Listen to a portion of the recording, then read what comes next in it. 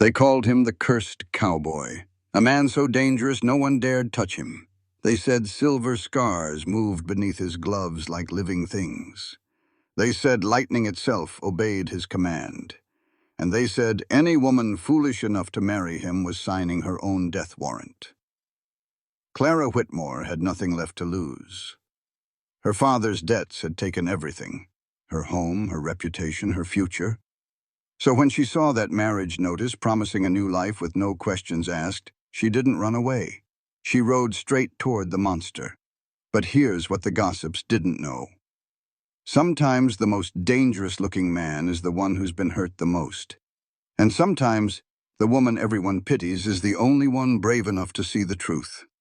What Clara discovered on that isolated ranch would change everything she believed about curses, about love, and about what it really means to save someone. This story proves that what the world calls a curse might just be a gift waiting for the right person to understand it.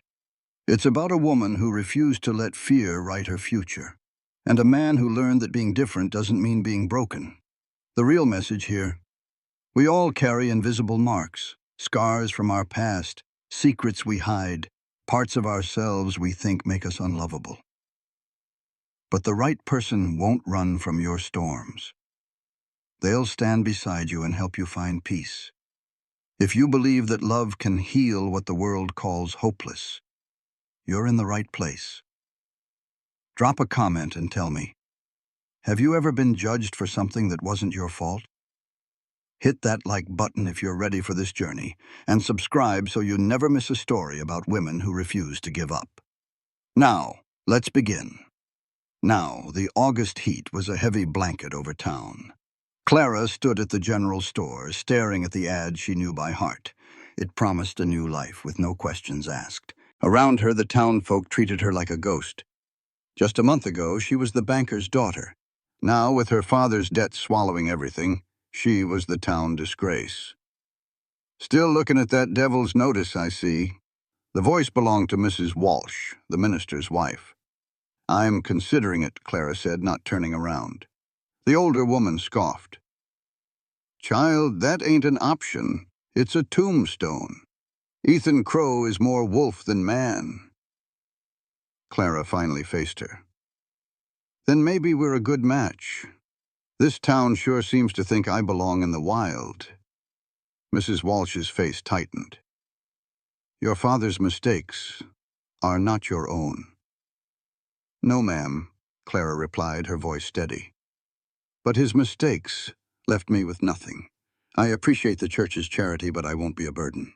Mrs. Walsh leaned in, her voice a hiss. You don't know what he is. They say he's got silver scars under those gloves that move like living things. Clara had heard all the tall tales. She'd weighed the whispers against the cold, hard fact of her own empty pockets. Stories, Clara said quietly. This town told stories about my father being a good man, too. I've learned what people say and what's true are two different trails. The older woman's pity turned to stone. Then you're a fool, and whatever happens to you is on your own head. Clara watched her leave. Judgment was heavy, but starvation was heavier. At the livery, she found old Tom Preston. He'd been a friend to her father before the trouble. Mr. Preston, I need to hire a horse. Tom leaned on his pitchfork. This is about that notice, ain't it? Yes, sir. He sighed, shaking his head. Keep your money, Miss Clara. You can borrow Sweet Molly, but you listen close. I knew Ethan before the war. He ain't a bad man, but he ain't safe neither. He put that notice up because he needs someone desperate enough not to ask a bunch of questions. Is that what I am? Clara asked. I'm someone with no other choice. He gave her a long look, then nodded. I reckon your daddy would tan my hide for this. My daddy left me to fend for myself, Clara said. I've earned the right to make my own way. 20 minutes later, she was riding out on the gentle mare, Sweet Molly. In her old bag, she carried her few dresses and a small picture of her parents. The familiar farms soon gave way to wilder country. After 2 hours, she saw it down in a hollow, Crow Ranch. She had expected a dark, broken-down place. Instead, she saw a sturdy cabin, a clean barn, and healthy horses in the corral. This was a place someone cared for. As she rode into the yard, the cabin door opened. A tall man stepped out, wearing a long duster despite the heat. His face was shadowed by his hat, but the first thing she saw were the heavy leather gloves on his hands. He stood perfectly still on the porch, watching her ride closer. She stopped the horse about 10 feet away, her heart pounding. The place felt miles from anywhere. "Mr. Crow?" Her voice was shaky but clear. "My name is Clara Whitmore. I came about your notice." He was silent for a long moment. When he finally spoke, his voice was low and rough. "You read the whole thing?" "Yes, sir." "The part about no questions?" "Yes, sir." He paused again. "And you still came out here all by yourself?" "I did," Clara said, sitting up straighter in the saddle. "All right," he said slowly. "Get down from the horse." His face was weathered by sun and wind, with a scar slicing through his left eyebrow. He watched her with storm-gray eyes that made her feel seen right down to the bone. "You sure you know what you're signing up for?" he asked, his voice a low rumble. "This ain't about romance. I need a woman to run the house and the books while I run the ranch." He paused. "I keep to myself and I don't abide meddling." Clara met his gaze. "The notice said no questions about the past. I can honor that." His eyes narrowed. "Most women can't let a mystery lie." "Mr. Crow," she said plainly, "I'm not looking for a mystery. I need a safe place to land. My father's debts took everything, and I won't be shamed into marrying a 60-year-old man who thinks I should be grateful." A muscle jumped in his jaw. "Mackie." It wasn't a question. He studied her for a long moment. "You're just a girl." "I'm 22. You look frail." She lifted her chin. "I am stronger than I look." "You'd have to be," he said, turning to look out at the vast empty land. "This life is hard. The town folk think I'm cursed. My name will become your reputation, you understand?" "I do," she said softly. "They already whisper about me. At least here I'll have a proper roof and honest work." He turned back and a flicker of respect showed in his eyes. "All right then, Miss Whitmore. We'll ride to town tomorrow and make it legal. You'll have your own room. My word is my bond. I won't lay a hand on you." Thinking the deal was sealed, Clara offered her hand. He flinched back like she'd offered him a hot iron. "Don't," he said, his voice suddenly sharp as cracked ice. "Don't ever reach for me. That rule is not up for discussion." Clara snatched her hand back, her heart hammering. "I'm sorry, I know," he cut in, the edge leaving his voice. "But that's the most important rule. You keep to your space, I'll keep to mine. We clear on that?" "Crystal clear." He gave a single, sharp nod. "Get your bag. I'll show you the cabin." The inside of the cabin was a surprise. It was simple but spotless, with a big stone fireplace and solid, well-made furniture. "That room's yours," Ethan said, pointing to a door. "I'm on the right. Pantry's stocked. Just make a list if you need something from town." Clara set her bag down. "It's a good, clean home." He moved toward the kitchen, keeping his distance. "Can you cook?" "Yes, my mother taught me well. I can handle ranch cooking."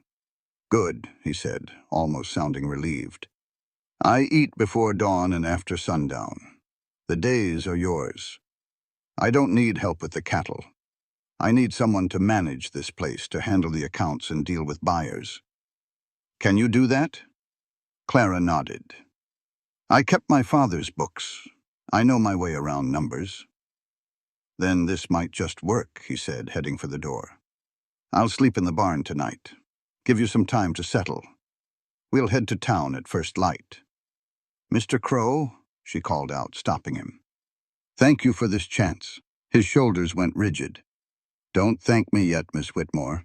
You have no idea what you've just walked into." Then he was gone, leaving Clara alone in her new home. She watched from the window as he crossed the yard to the barn, his posture stiff and controlled. Whatever secrets he was hiding, they were now part of her life, a life she had promised not to question. She had traded the devil she knew for one she did not. But this new life came with sturdy walls, and a man who, for all his strangeness, had offered her a measure of respect. That night, lying in a real bed under a heavy quilt, she listened to the wind and the distant lowing of cattle.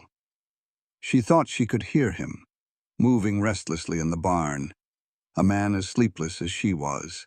Tomorrow she would be Clara Crow, wife to a man she barely knew, a partner to a mystery she had sworn to ignore. She thought about all the grim warnings from town, about the cursed rancher who never took off his gloves. But then she thought of the well-kept home and the careful way he had stepped back from her touch. It was not anger she had seen in his eyes, but something closer to fear. Not fear of her, she reckoned, but fear of hurting her. Whatever haunted Ethan Crow, it felt more like loneliness than evil. Pulling the quilt tighter, she allowed herself a sliver of hope. Maybe, just maybe, they had both found a way to be a little less alone in the world. She had to become his wife today. Clara put on her only good dress, a simple blue cotton that had outlasted her father's debts. In the main room, Ethan was already waiting, still wearing his heavy coat and gloves despite the cabin's warmth. He said the judge kept early hours, so they needed to leave soon. He had cleaned up some, his hair combed and beard trimmed. As they started the silent ride to town, she tried to memorize the landmarks on the path to her new life. The town of Redemption went quiet when they rode down Main Street. Folks stopped talking just to stare, but Ethan paid them no mind. Inside the courthouse, he told her to stay near and not speak to anyone. Judge Morrison, a lean man in his 50s with assessing eyes, was expecting them. He looked from Ethan to Clara, recognizing her. He had known her father and wanted to be certain she was entering this marriage by her own free will. Clara assured the judge she was there by choice. The whole ceremony took maybe 5 minutes, just some legal words and 2 signatures in a book. When the judge asked for a witness, the door opened. Tom Preston stepped inside, hat in hand, and offered to sign. Clara was deeply grateful for the old man's kindness. After Tom signed, Judge Morrison stamped the document with a loud thud and gave Ethan the standard advice on how to treat a wife. A flicker of anger showed in Ethan's eyes as he said he did not need advice on respect. Standing on the courthouse steps, she was now Mrs. Ethan Crow. Clara mentioned she needed supplies. Ethan said he would wait outside with the horses, protecting them both from the whispers that would follow them through the stores. She had to face the town's cold shoulders all by herself. Holding her head high, Clara quickly bought her things, including some fabric to make curtains. She found Ethan right where she left him, a silent guardian no one dared approach. On the ride home, Ethan finally broke the long silence. He told her she handled herself well back there. Clara admitted she had practice being stared at because of her father's scandal. When she told him about the curtain fabric, he said the place was her home now, and she could do what she wanted with it. As the town faded behind them, Clara felt a wave of relief. Out here, they were just 2 people making their way home. The first weeks of their marriage settled into a quiet pattern. Ethan was gone before sunrise and worked until after dark, a man of few words and long hours. Clara slowly turned the bare cabin into a real home, putting up curtains and adding small comforts. She learned he liked his coffee black and his meals simple. She also learned about the invisible lines he drew around himself, a space she knew not to cross. He never ever removed his coat or his leather gloves, not even to eat. He slept in his own room behind a closed door. The one time she stumbled on the porch, he instinctively reached to steady her, then snatched his hand back as if he had touched a hot stove. In that instant, she saw something in his eyes. It was not anger or disgust. It was a deep and painful fear. The town whispered that he was cursed. Clara finally understood he was afraid of his own touch. One night at dinner, Ethan broke their usual quiet. "You've done well with the place," he said, looking at his plate. "It feels like a home now." "Thank you," Clara replied. "I'm glad you're pleased." He finally met her eyes for a brief moment. I know this ain't the life you would have chosen, but you've made the best of it. Clara put her fork down. Ethan, I chose this. With my eyes wide open. You've been fair, just like you promised. You've given me respect. That's more than most women get. He was completely still. You deserve better. Maybe, she said, her voice soft but firm. But this is what I have, and it's an honest life. After my father's lies, honesty is what I value most. Ethan's jaw tightened, as if he were holding back a flood of words. You're a good woman, Clara, he finally managed to say. Better than I deserve. And you need to stop talking like that, she chided gently. As if you are not worthy of simple decency. Maybe I'm not. The town calls you cursed, Ethan. Dangerous. But I have been here a month, and the only danger I see is how you work yourself to the bone. You do not understand what I am capable of. You are right, I do not. But I know what you choose to be. You choose to be a fair man, a good man. That choice matters more than any curse. He stood so fast his chair scraped the floor. I need to check the barn. Clara watched him go, his shoulders stiff with a weight she could not see. She had pushed him, but she saw a flicker of hope in his eyes. As autumn settled in, Clara found her rhythm on the ranch, baking bread at dawn and tending her small garden. Their talks were short, just business. But Ethan started to change. He would linger after dinner with his coffee, asking her opinion on ranch supplies. It was slow progress, but it was something. One Thursday, she saw 3 riders coming. Her stomach tightened. Visitors usually meant trouble. Ethan came out of the barn, instantly on alert, and walked out to meet them. The man in the lead was Sheriff Dalton. His 2 deputies looked like they were expecting a fight. Dalton stopped his horse about 20 feet away. "Crow!" he called out. His eyes glanced at Clara, then back to Ethan. "Need a word, then say it and go. I am busy." Dalton swung down from his horse. "Tom Morrison is missing some cattle. He claims the tracks lead this way." Ethan stood perfectly still, but Clara could feel his anger. "Morrison's land is 5 miles south. A lot of ground between his fence and mine." "That is what I told him," Dalton said. "But he insisted I come look. Do you mind if we check your herd?" "I do mind," Ethan said, his words like ice. "But you will do it anyway, so go on. You will not find what you are looking for." Dalton looked uneasy. "We will be quick about it."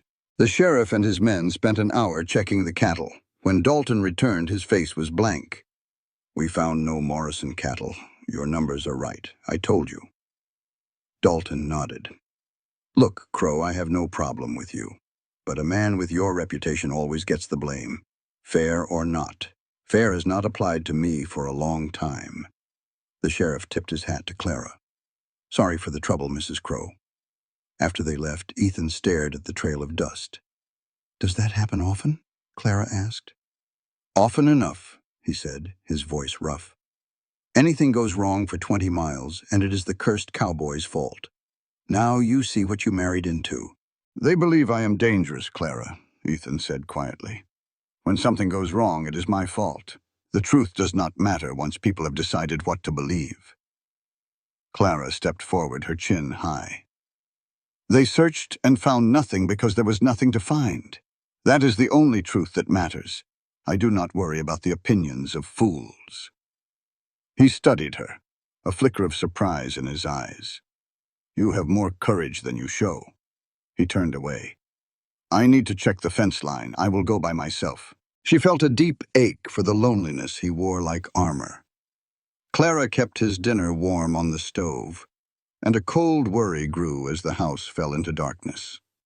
He finally walked in close to midnight. She was waiting for him at the table.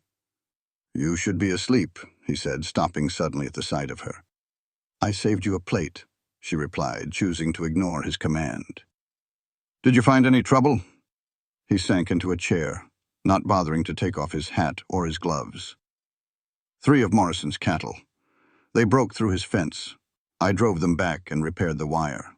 "That only proves you are an honest man," Clara insisted. "I will make sure to tell Tom Preston the next time I'm in town." He will see that the true story gets around. Ethan looked down at his meal, his voice low when he spoke. This place feels different with you here. It feels like a home worth returning to. The confession was a heavy, warm thing in the quiet air between them. Weeks later, the first bitter cold of winter arrived. Clara woke to see beautiful frost patterns on the glass and quickly built up the fire. Ethan came into the main room, moving like each step caused him great pain. His face was a tight mask. "Are you all right?" she asked him gently. "I am fine," he said, and his voice was sharp. He left without another word to check on the livestock. A terrible feeling washed over Clara. The weather grew worse as the day went on, bringing a fierce wind and the first flakes of snow. Ethan came inside only for a moment at midday, his face looking grim. He barely ate. "A bad storm is on its way," he announced, staring at the flames. "Is there any way I can help?" Clara asked. "No," he answered. And for a second she saw true panic in his eyes. "You must stay inside, keep the fire going. If I'm not back by dark, do not come looking for me. Promise me this." His intensity was frightening.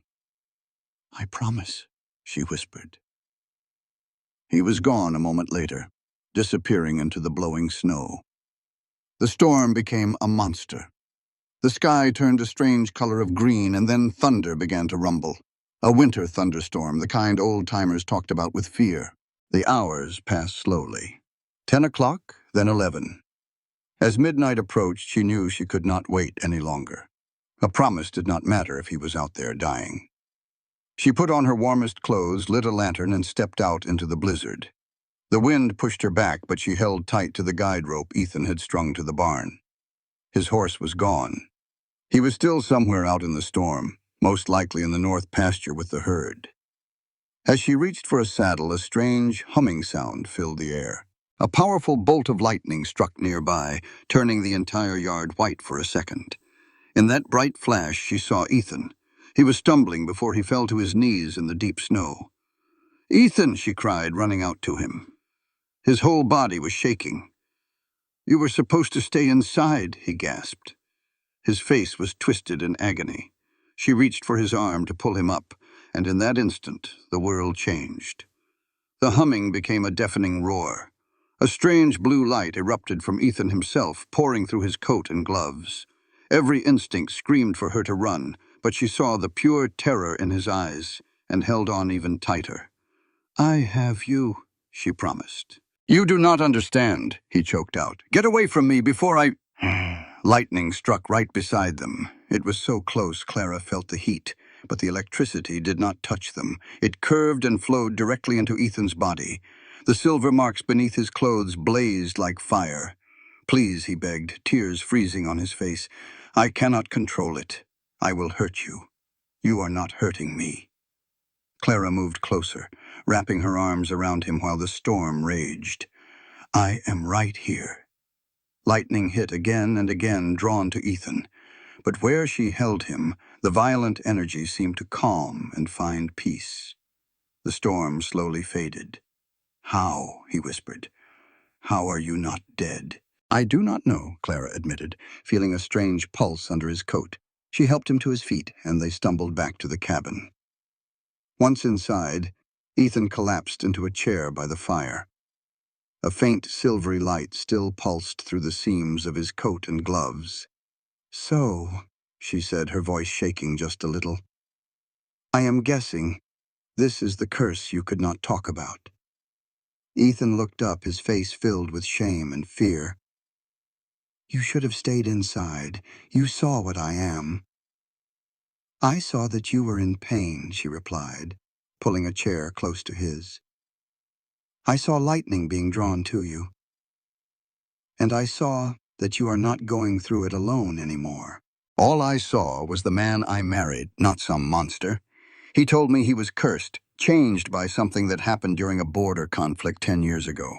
His unit was ordered to search some old sacred ruins. They walked in on a strange ritual, and that's when everything went wrong. The men there captured his squad. They held Ethan down, carving glowing patterns into his skin with liquid silver. The pain made him pass out. When he woke up, a freak lightning storm had killed his entire squad. He was the only one left. He believed he did it, but I told him plain. You were tortured. What happened after was not your choice. The army simply covered it all up and listed him as dead. So, he came out here to this remote place, trying to ensure he could never hurt anyone again. But then he remembered the storm, how I had touched him and was not harmed. My touch had actually stopped his pain. I suggested that maybe the marks were not a curse at all. Maybe they just needed a connection to the earth, a way to ground the energy. He had to admit we were already living an impossible life. He asked what I would do now that I knew the truth. He expected me to run and even offered me money to get somewhere safe. But I was not going anywhere. I looked him in the eye and said, I made vows, Ethan, for better or for worse. This is my home and you are my husband. We will face this together. He had trusted me with the truth, and I would not abandon him. Clara woke up to a world buried in quiet snow. Last night felt like a fever dream, but the man in her kitchen was all too real. Ethan was already at the stove, wearing his usual armor of a coat and gloves. The vulnerable man from the storm locked away tight. Morning, he said, his voice flat. Coffee's ready. He poured 2 cups, his hands steady as a stone. Storm's passed. I need to go check on the cattle. She took the mug he offered, careful their fingers did not touch. Ethan, about what happened? We do not have to talk about it. He turned to stare out the window. You saw what I am, that is all. I saw you were in pain, she said, her voice soft but sure. And I saw it stop the second I touched you. I think that is worth talking about. He was silent for a long time. When he finally spoke, his voice was rough. For 10 years, anyone who touched me during a storm was risking their life. The power in me should have killed you instantly. He turned around, and she saw a flicker of hope in his eyes. But it did not. It was like you grounded it. Have you ever let anyone else try to help? She asked. Of course not, he snapped back. I will not risk an innocent life. So you have just suffered alone for 10 years, thinking you were too dangerous, she said, stepping closer. What if you were wrong? Last night was a fluke, he insisted. Next time you might not be so lucky. I am not afraid of you, Ethan, and I do not need you to protect me. I need a partner who trusts me to stand beside him. The challenge hung in the air. He studied her face, but she did not look away. A small smile touched his lips. You are stubborn as a mule. He grabbed his hat from the table. I have to check the stock. I am coming with you, she said before he could say no. It is my land, too. He let out a long breath. Fine, but you stay close. They saddled their horses in silence and rode out into a world made new by the snow. The air was clean and cold, the sky a brilliant blue. Out on the land, Ethan was a different person. He moved with a quiet confidence, spotting a broken fence post or a half-hidden calf with an expert's eye. This was his world, a place with problems he knew how to fix. Found 3 head down in the South Ravine, he called out. They are alive, but they will need hay until this snow melts. They worked side by side for the rest of the morning, falling into an easy rhythm. She was frozen and sore by the time they got back, but she felt like she had earned his respect. You did good work, he said as they took care of the horses. Better than I expected from a town girl. My mother grew up on a farm, she said with a hint of pride. Back in the cabin after they ate, he surprised her by staying at the table. He just sat there holding his coffee cup in his gloved hands. Last night, he started, you asked questions. You deserve some answers, he said quietly. These marks on my skin, they pull the lightning right out of the sky and into my body. If it builds up too much, it has to go somewhere. If someone touches me, his voice dropped to a whisper, they become the path to the ground. I have killed a man that way, Clara. A doctor who just touched my arm during a storm. His heart stopped. He finally met her gaze, his eyes full of old pain. Last night, when you grabbed me, I thought I had killed you too. But you did not, she said. And I do not know why, he admitted, the confusion plain in his voice. The power inside me last night could have killed a dozen men, but you just absorbed it. I do not have the words for it, Ethan, she replied. I only know that when I held on to you, your suffering stopped. That is what terrifies me, he confessed. You helped me, which means next time I am going to need you there. What if last night was a fluke? I will not risk your life. That is not your choice to make, Clara said, leaning forward. It is my choice, and I am willing to take that risk. Why? The word tore out of him, raw and desperate. Model. Have you ever seen someone judged for something they can't control? That was Ethan's life, day in and day out, all because of a curse he never asked for. But his new wife, Clara, saw something more, and she was about to risk it all to defend the good man she knew was underneath. This story shows that what folks say about a person isn't always the truth. So stay with me to see what happens when one woman's courage takes a stand. After he risked his life for her, Clara had to ask, why? We've only been married 3 months, and I've barely let you get close. Why do I matter so much to you? She answered her own question when he stayed silent. Because everyone deserves to have someone in their corner. When I look at you, I don't see a monster. I see a good man carrying a heavy burden. Ethan's jaw was tight. That kind of thinking will get you killed. Clara met his gaze. Or it might just save you. He looked down at his gloved hands, then turned away. I need to get back to work. He was retreating, and she knew it. But in the days that followed, a cautious trust began to grow between them. They were building a partnership, slow and steady. 2 weeks later, Clara was in town for supplies when she heard a voice boom across the general store. It was Big Tom Morrison, stirring up trouble. It's just suspicious, is all I'm saying, Tom announced to the small crowd. Cattle disappearing, strange lights during that big storm, and Ethan Crow just sitting on his ranch. The sheriff checked, Mrs. Mackey offered weakly. This time, Tom shot back. His eyes landed on Clara. And what kind of woman marries a man like that? She's either desperate or in on his devilry. Every eye in the store turned to Clara, their faces a mixture of fear and suspicion. She felt her spine straighten. The kind of woman who values honesty over gossip, Clara said, her voice clear and steady. I know my husband, and he's a good man. If your cattle are missing, Mr. Morrison, perhaps you should look to your own fences instead of blaming a man who has never done you any harm. Tom sputtered. Everyone knows what he is. Clara's chin lifted. You know stories. I know the man. She paid for her things in a tense silence and walked out with her head held high, though her hands trembled as she loaded the wagon. When she got back, Ethan knew right away something was wrong. What happened? He asked. I had a talk with Tom Morrison, she said. I told him he was mistaken about you. Ethan's face went hard. Clara, you can't get in the middle of this. You shouldn't make enemies in town for my sake. She stepped closer, right into his space. No, I have to live with you. When they speak against you, they speak against me. We are in this together. You deserve better than this, Ethan said, his voice thick with emotion. I don't want a normal life, she whispered, laying her hand on his arm. I want this. He looked at her hand, and then slowly he covered it with his own gloved one. You're either the bravest woman I've ever met, he said quietly, or the most foolish.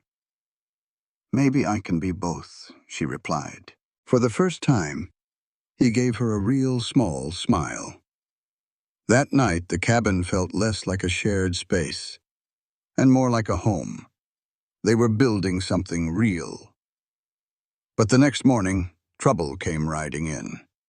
Clara saw 4 riders approaching, moving fast. They weren't locals. Their clothes were too fine, and they rode with a hard purpose. Ethan came out of the barn, his whole body on alert. The lead rider, a man in a long coat, dismounted. Clara saw the badge on his coat, and her blood ran cold. He was a federal marshal. Ethan Crow, the marshal said, his voice leaving no room for argument. "What business do you have on my land?" Ethan asked, his tone flat. The marshal pulled a folded paper from his coat. "I think you know. I have a warrant for your arrest, for the deaths of 12 soldiers during the border conflicts." Then the past arrived on our doorstep. 4 federal marshals carrying a warrant from 10 years ago. It accused him of desertion and using unnatural weapons. The lead marshal said Ethan could come peacefully or the hard way. I stepped forward before he could answer. I introduced myself as his wife, Clara Crow, and said that a 10-year-old warrant was not legal grounds to arrest a man on his own property. Ethan found his strength then. He stood tall and told them they were trespassing. One of the marshals pointed out that there were 4 of them against just one of him. I corrected him quickly. "That makes 2 of us, and this is our land." I dared them to start a fight over a questionable warrant, promising the territorial governor would hear about it. If they wanted him, they had to follow the law and send a proper summons. They had clearly expected an easy arrest, not a rancher's wife who knew the law. The lead marshal finally backed his men down, promising a court summons would be coming. After they rode away, Ethan stared at me in disbelief. He said, "You made 4 federal marshals back down with nothing but words." I asked what he would do when the summons finally came. He looked at the life he had built and said with resolve, "I am going to face it." "Let them charge me," he said, finally looking right at her. "I will stand trial. I am tired of running, Clara. Tired of living in fear of who I am." She came down from the porch to stand with him. "Then we will face it together." He looked down at her, the walls he had built starting to crack. "You keep saying that." She reached out and took his gloved hand. "For better or worse. And I am not going anywhere, Ethan." His fingers tightened, and through the leather she felt warmth. "I do not deserve you," he whispered, his voice full of wonder. "Stop deciding what you deserve," she said gently. "You have a stubborn wife, a home, and a life worth fighting for." She squeezed his hand. "Now, I have bread that needs baking, and you have cattle to see to. We can worry about marshals later." As they walked back to the cabin, a true team, they knew they could handle whatever storm was coming. The official summons arrived 3 weeks later, brought by a nervous young man who left in a hurry. Ethan stood in the yard and read the document, his face like stone. "The trial is set for January 15th in Austin," he said, his voice empty. "They are charging me with 12 counts of manslaughter and desertion." Clara took the paper. "This is wrong. You were tortured. What happened was not your fault." He just stared out the window. "They will see the marks. They will hear about the lightning. They will decide I am too dangerous to be free." She stood beside him. "It is time you stopped taking the blame for what others did to you. And what if the jury decides to hang me?" The thought sent a chill through her bones. "Then we will make certain they see the truth," she said firmly. "We will find proof." He shook his head. "The army erased my records. Anyone who knew is dead or gone." She turned to face him. "The men who carved those marks into you cannot all be ghosts. People like that leave tracks." For the first time, he looked at her with something like hope. "I will not stand by while they punish you for another man's crime." Clara spent her days digging through records at the small territorial library. The librarian, Miss Sarah Chen, was a sharp woman who offered quiet help. One afternoon, Sarah spoke in a low voice. "I have heard stories like this before. Men who came back from the border conflicts, changed, marked. Most of them died within a few years." She looked right at Clara. "Whatever you are trying to prove, be careful. People who ask too many questions about those operations tend to have accidents." That warning only confirmed Clara's suspicions. That night, she spread her findings on the kitchen table. "Your unit was at Fort Blanco in August of 1865, correct?" Ethan nodded. "That same month," she continued, "the fort received unusual shipments. Not normal medical supplies, but things for a laboratory. Ethan leaned forward, studying her notes. I remember the doctor there, a strange man. He was always working on something secret. We were not allowed near his building. And 3 weeks before your last patrol, Clara said, a Colonel Marcus Webb inspected the fort. She held up another document. 6 months after your incident, Webb was quietly court-martialed for unauthorized experiments. The charges were dropped. Ethan's face went pale. He was behind it. He began to pace the small room. If this goes all the way up the chain of command, they will bury me to protect their secrets. Clara gathered her papers with resolve. Not if we expose those secrets first. We have to find Colonel Webb and make him testify. Webb won't ever talk, Ethan said. He'd be admitting to war crimes. Clara nodded. Maybe, but if we find other men marked like you, it might be enough. We have 6 weeks, Ethan. Are you ready to fight? He was quiet for a long moment, a battle raging inside him. I have been running for 10 years, he said at last, believing I was the one to blame. But you are right. It is time to stop letting them win. Ethan then pulled her into an embrace, the first he had ever started. Clara felt the faint hum of the silver marks through his coat, but more than that, she felt the warmth of a man finding his way home. Thank you for believing in me, he whispered. Always, she promised. While Ethan kept the ranch going, they hired a lawyer from Austin named James Patterson, known for taking on tough fights. Patterson listened to the whole story without a word. Your wife's research is solid, he said, but the military will fight us tooth and nail to keep this buried. They do not want their experiments seeing the light of day. Can you win? Clara asked plainly. Patterson looked right at her. I can give you a fighting chance. But even if we prove you were a victim, the jury will still see a man with dangerous powers. They could decide you are too much of a risk to walk free.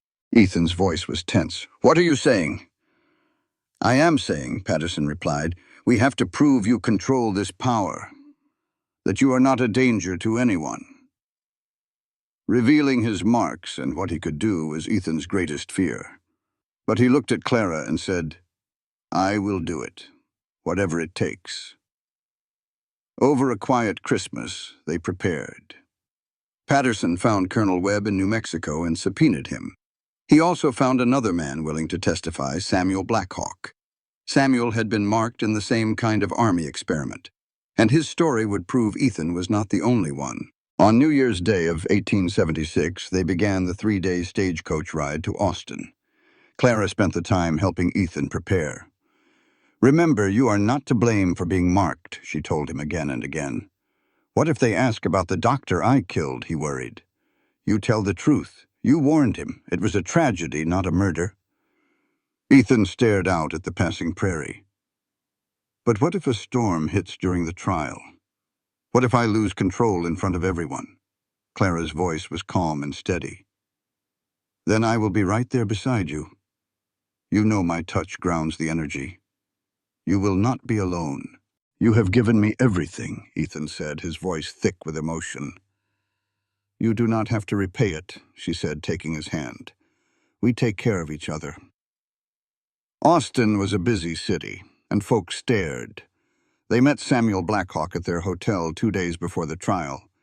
He was a quiet man in his 30s, with the same silver marks on his arms. You learn to live with them, Ethan commented. I learned to accept what I cannot change, Samuel replied. There are others like us. We help one another. He looked at Clara. Your wife grounds you? Ethan nodded. She does. The energy just disperses. A small smile touched Samuel's lips. Your wife is rare, but not the only one. My partner can do the same. You see? The marks do not make us monsters, brother. They just make us different. It is what we do with it that counts. That night, Clara could not find any rest. She went to Ethan's room and found him by the window, the silver marks glowing faintly through his shirt. Terrified, he admitted before she could even ask. Tomorrow I have to show everyone what I am. Everything in me wants to run. He turned to face her. "But I am not running." But she saw the grit right underneath that fear. "You are right," she said. "You have run long enough. It is time to face this." Clara reached out, her hand gentle on his rough cheek. He leaned into her touch like a man who had not known kindness in a long time. She whispered, "Whatever happens tomorrow, you are not alone. I will be right there with you." His hand covered hers, pressing it to his face. "I never thought I would have this.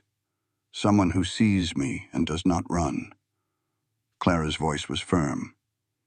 "You deserve someone to stand with you." And then the truth came out, unplanned but honest. "I know this marriage started as a practical deal, Ethan. But somewhere along the way, it became real. I love you." Ethan stared for a long moment, then pulled her into a hug, holding her as if she were the most precious thing in the world. "I love you too," he whispered into her hair. "You showed me I was not too broken to fix." They fell asleep right there on the bed, fully clothed, finding a moment of peace before the storm. The next morning, the courthouse was buzzing. It seemed the whole town had come to see the marked cowboy. Clara held Ethan's hand tight as they walked through a crowd of hostile stares and fearful whispers. Inside, District Attorney Charles Reed began, his voice booming. He painted Ethan as a monster who killed his own men with unnatural powers. "My son, Ethan Crow, is not a man," Reed declared. "He is a weapon that went out of control. The question is simple. Can we allow such a weapon to walk free among our families?" Then Patterson stood for the defense. His voice was quiet but steady. "Ethan Crow is not a weapon," he said. "He is a victim of illegal military experiments. The tragedy that took his squad was not murder. It was the uncontrolled reaction of a man in unimaginable pain. The real criminals are the ones who did this to him." The prosecution brought out witnesses who described the strange burn marks on the bodies.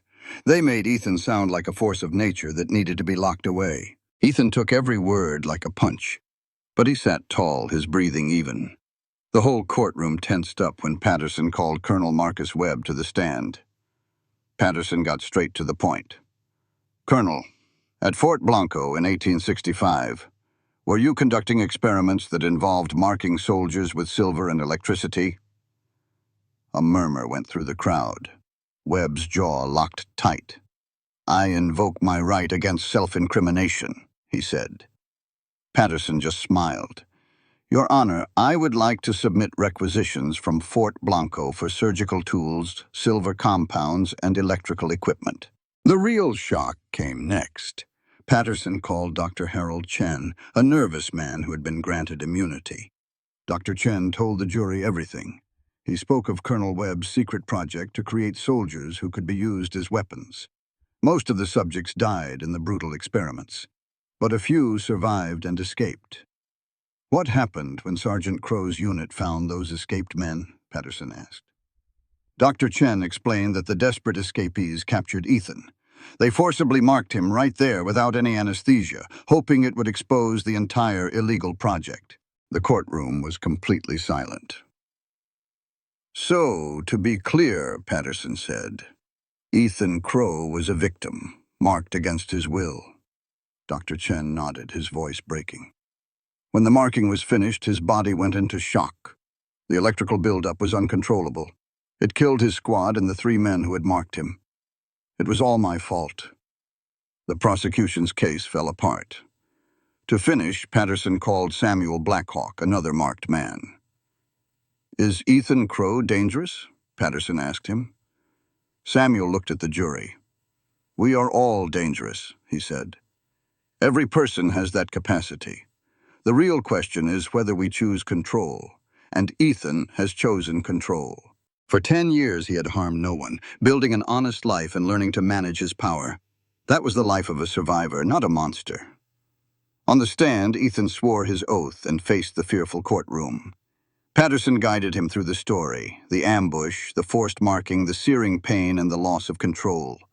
Ethan took full responsibility for the deaths, but made it clear he had been given no choice. "Do you believe you are dangerous?" Patterson asked.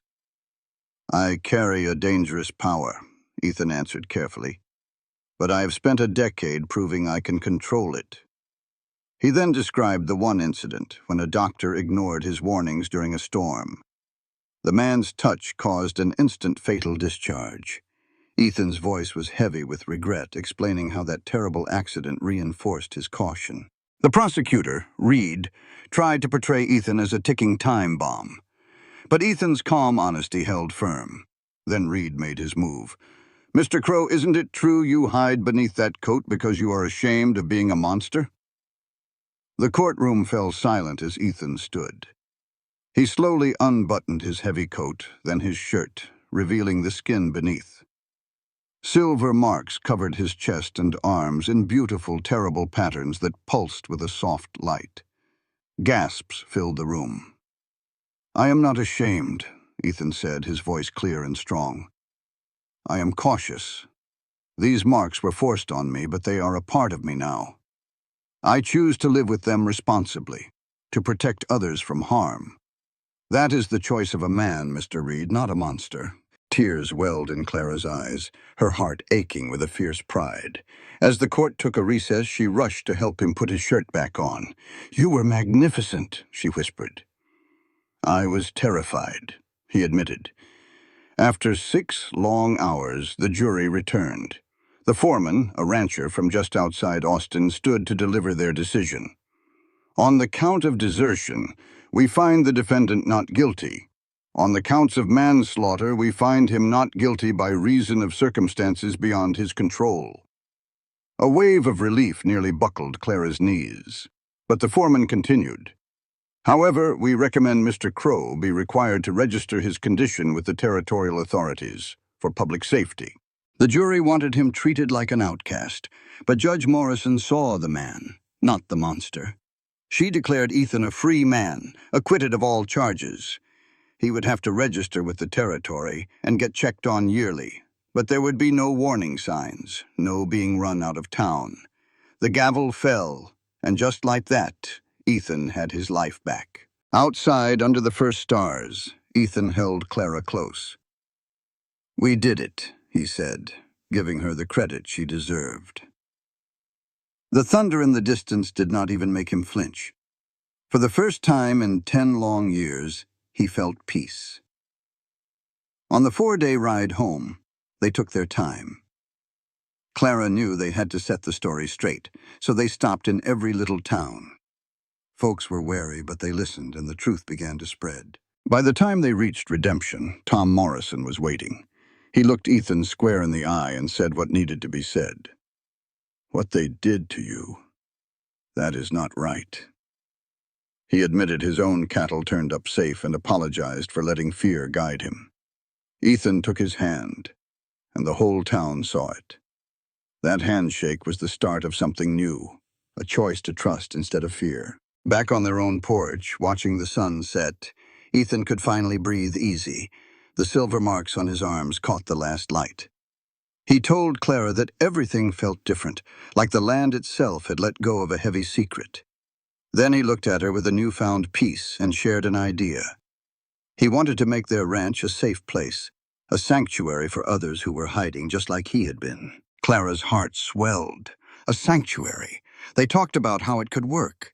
Samuel Blackhawk could come help build. The settlement money from the government meant to pay for his suffering could be used to build a future for others. "Then we do it," Clara said firmly. "We will turn all that pain into someone else's hope." Ethan pulled her close as they watched the stars come out together. That winter, the work began. Samuel Blackhawk arrived with 3 others who needed a safe harbor. They started building, and soon the place had a name: Haven Ranch. Clara found she had a talent for bringing folks together.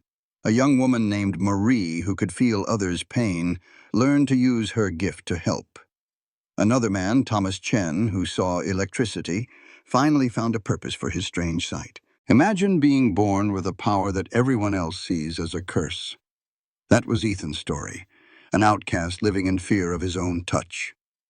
But when he met Clara, They decided to build a sanctuary instead of a fortress. This is the story of Haven Ranch, a place where being different is celebrated, not feared. It's about how love can build a community and prove that our greatest perceived weaknesses can become our greatest strengths. By spring, the ranch was a home for people with these special marks. On a warm evening, Clara watched Ethan teach young Jamie, a boy whose hands sparked with emotion. Ethan taught him control, saying, "You're not broken, Jamie. Different doesn't mean wrong. You just have to learn different skills." Watching the fear leave the boy's face, Clara saw the man the world had misunderstood. Their friend Samuel joined her, remarking, "He's good with all of them. He has found his calling." Clara smiled and corrected him gently. "He has found peace. The calling is just a side effect." Samuel agreed. "You saved him from his isolation." Clara replied, "I think we saved each other." Soon, word of Haven Ranch spread. More marked folks arrived, seeking refuge and finding a real community. They built cabins, planted gardens, and started a school. The nearby town of Redemption was slow to accept them, but Clara's steady kindness began to wear down their prejudice. That June, Clara discovered she was pregnant. Overwhelmed with joy and fear, she wondered if their child would inherit Ethan's marks. When she told Ethan, she saw that same conflict on his face. He finally admitted he was terrified. "What if I cannot protect them from what I went through?" he asked. Clara took his hand. "Or what if our child is born into a world where being different is okay? What if they have a father who can teach them how to live with power and grace?" "You make it sound so hopeful," he whispered. "It is hopeful, Ethan. We are building a place where our child can be themselves, marked or not. They will be loved." As the months passed, Ethan's protective nature grew. He carefully built a cradle by hand, sanding the wood until it was perfectly smooth. The other residents rallied around them, offering support. One evening, a man named Thomas, who could sense energies, confirmed their suspicions. "The baby has marks," he said, "faint but there. A similar pattern to yours, Ethan." That night in bed, Clara felt a kick. "Did you feel that?" she asked, and Ethan's voice was full of wonder. "Strong little thing," he said. Clara turned to him. "I know you are worried, but I am not afraid. This child will have you as a father. You can teach them that being different is nothing to be ashamed of." "What if I fail?" he asked. "Then we will figure it out together," she promised, "the same way we have figured out everything else." Their son was born on a cold January morning, exactly 2 years after Ethan's name had been cleared. When the baby arrived, the midwife gasped with wonder. "He is a beautiful, healthy boy," she said, "and he has his father's marks." Clara looked down at her son, his tiny arms glowing with faint, silvery patterns. Ethan leaned over them, his expression full of raw emotion. "He is perfect," he whispered. When Clara asked what his name should be, Ethan knew right away. "Samuel," he said, "after the man who showed me I was not alone. Samuel Hope Crow." And hope was exactly what they had built. In the weeks that followed, Clara watched Ethan with their son. The man who was once afraid to touch anyone now cradled his marked child without any fear. His own silver marks glowed softly in perfect harmony with the baby's, a quiet promise of a brighter, more accepting world. During a powerful storm, their little boy Samuel was not scared.